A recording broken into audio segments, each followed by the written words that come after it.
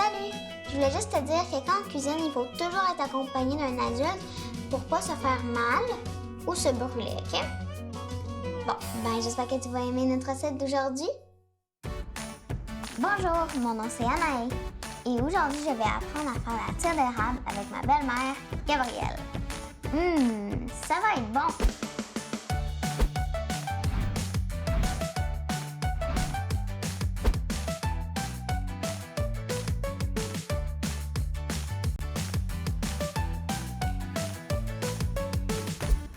Bon, Gabrielle, moi j'aimerais ça apprendre à faire la tire d'érable parce qu'à chaque année, je vais chez mon papy et ma mamie, mais j'ai jamais appris à en faire. Alors, j'aimerais que tu m'apprennes ça aujourd'hui. Oui, super. Écoute, Anaïs, si je te dis que ça prend juste ça d'équipement, est-ce que tu me crois? Non, vraiment pas. Comment ça? Parce que papy, lui, il a comme des chaudrons de peut-être 2-3 mètres, puis il y a une énorme cabane à sucre, genre 5 fois la taille de notre maison, puis il y a même une balançoire dans sa grange avec des bassins d'eau. Ouais, c'est sûr qu'on n'a pas besoin de balançoire pour faire de la tire, hein? Bon, c'est ça, là, c'est juste ça.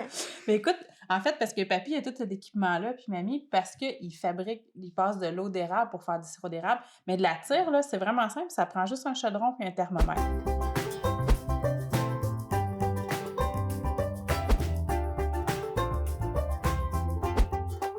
Ça prend vraiment beaucoup d'ingrédients, par exemple. J'espère que tout le monde va être prêt à les sortir. Ça prend vraiment beaucoup d'ingrédients, c'est-à-dire un seul. Du sirop d'érable! Super. Est-ce que tu veux qu'on commence? Oui. Oui. Fait que tu pourrais ouvrir le rond. Ici? Oui, ici. Puis on va monter un petit peu la température. À combien? À peu près médium. OK. Comme ça. C'est super. OK. Là, il faut mettre à peu près une tasse de sirop d'érable. On va y aller à peu près à l'œil. Tu peux le verser dans le chaudron. Je vais te dire quand arrêter.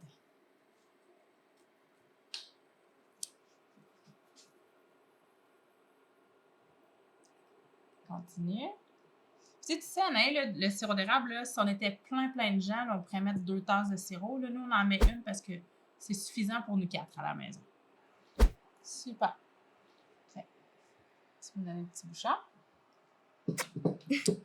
Puis, Anaïs, je vais te présenter l'outil, en fait, qui est presque nécessaire pour faire de la tire d'érable. C'est un thermomètre. OK, puis ça ressemble à un thermomètre pour aller dehors. Fait Oui, que... mais tu sais, comme tu vois, là, c'est pas tout à fait les mêmes degrés de température, hein? Parce que s'il fait 180 dehors, là, il va faire chaud. Hein? ça serait le fun. Puis en fait, ça, c'est le thermomètre pour mesurer la température de la tire d'érable. Parce qu'en fait, il va falloir que la température elle monte jusqu'à 238 degrés Fahrenheit. L'équivalent en Celsius, c'est à peu près 114. OK. Fait qu'on va l'installer comme ça ici. Ce qui est super, c'est qu'il y a une petite clip sur le côté comme ça, Nain. OK. Tu vois pas bien, hein? Non. Tu prends ton petit banc? Oui. Ça va aller mieux, hein? Je suis réapparue! Viens ici. Regarde, tu vois, on installe le petit support ici pour faire en sorte là, que notre thermomètre ne touche pas au fond complètement. Sais-tu pourquoi on fait ça? Non, vraiment pas. En fait, la plaque, elle est chaude. Hein? Ça veut dire que si on touche direct au fond, c'est plus chaud que partout ailleurs dans notre sirop. Notre sirop, il n'aura pas le temps de se réchauffer encore. Fait que si on le met au fond, ben, ça ne va pas nous indiquer la bonne température de tout notre sirop complet. Oh ben oui, c'est logique. C'est logique, hein?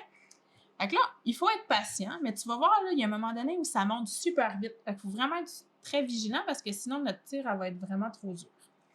Fait que là, Gabrielle, c'est vraiment très intéressant tout ça, là, mais il y a une seule affaire que je ne sais pas, c'est quoi?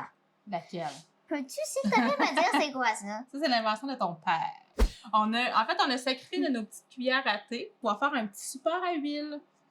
On va placer ça tout à l'heure là, sur le bord du chaudron. On va mettre un petit peu d'huile dedans. Ce que ça va faire, c'est quand le sirop d'érable va bouillir, il va atteindre l'huile puis il va redescendre au lieu de déborder du chaudron. OK. Veux-tu l'essayer? Ouais. Installe-le. Super. Il te restera à mettre... tu peux la remplir à la moitié environ. OK. Vas-y doucement. Je pense Regarde, que finalement, je vais veux-tu, je vais plus te la la lever. lever? Ouais, Ouais. c'est ça, je pense. Vas-y. Que c'est une meilleure idée. Super. C'est pas grave. OK. Et on met ça ici. Comme ça. Tu vas voir tout à l'heure, c'est vraiment impressionnant. Fait qu'en fait, c'est comme de la magie. Un peu.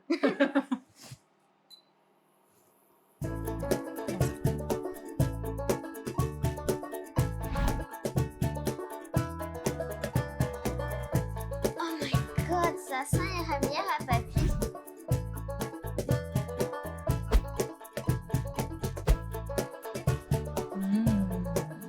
Ça va être bon? Ouais.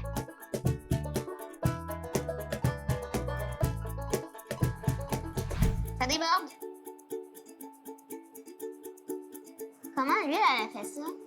Et tu vois, on l'a vraiment bien vu, Anaï, là. C'est venu pour déborder. Puis en fait, avec l'huile, là, tu sais, ça a tout genre descendu.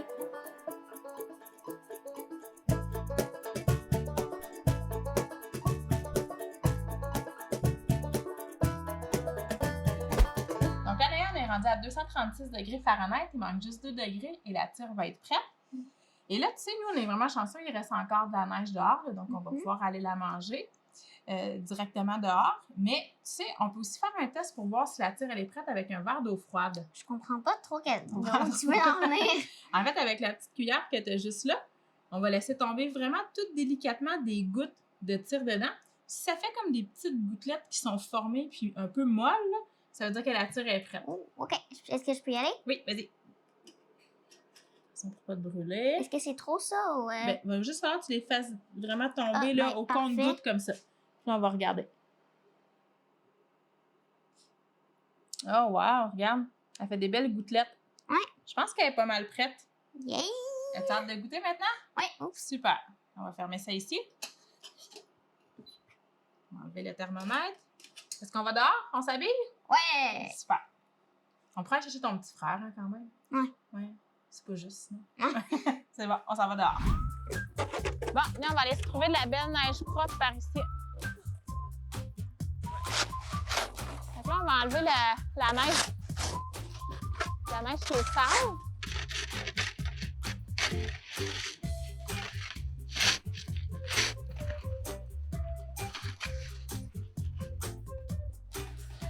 J'arrive avec la tire. Y en a-tu qui en veulent? Oui! Oui? Tiens, chacun un bâton. Tiens, comme ça.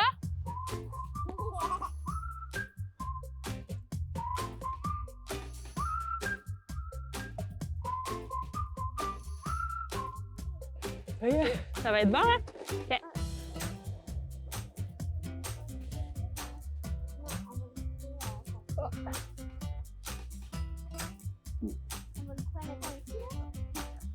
Tiens-moi là. C'est beau!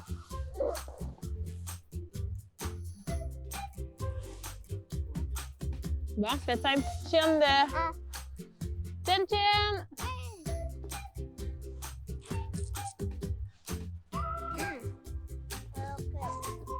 C'est bon, ça va encore?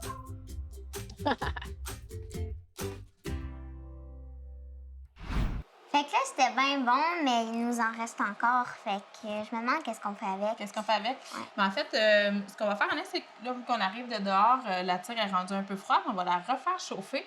On va la monter d'1 degré de plus que tout à l'heure. Tout à l'heure, on a fait à 238. On va monter la tire à 239. Puis on va la mettre dans un petit plat. OK? Après ça, on va pouvoir mettre de l'eau sur le dessus. Ça va nous permettre de le conserver au frigo pour la prochaine fois qu'on va vouloir en manger. Puis si jamais on veut la garder au congélateur, là, on n'a pas besoin de mettre de l'eau. On peut juste mettre la tire dedans. On met le couvercle, puis on met ça au congélateur. Cool. C'est bon? On fait ça?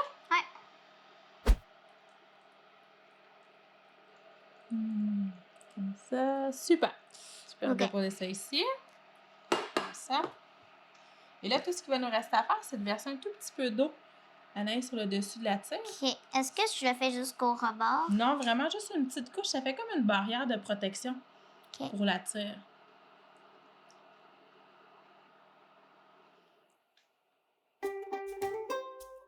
Finalement, Anaïs, c'était quand même simple à faire, la tire. Tellement qu'on pourra s'en faire tous les jours. Peut-être pas. OK.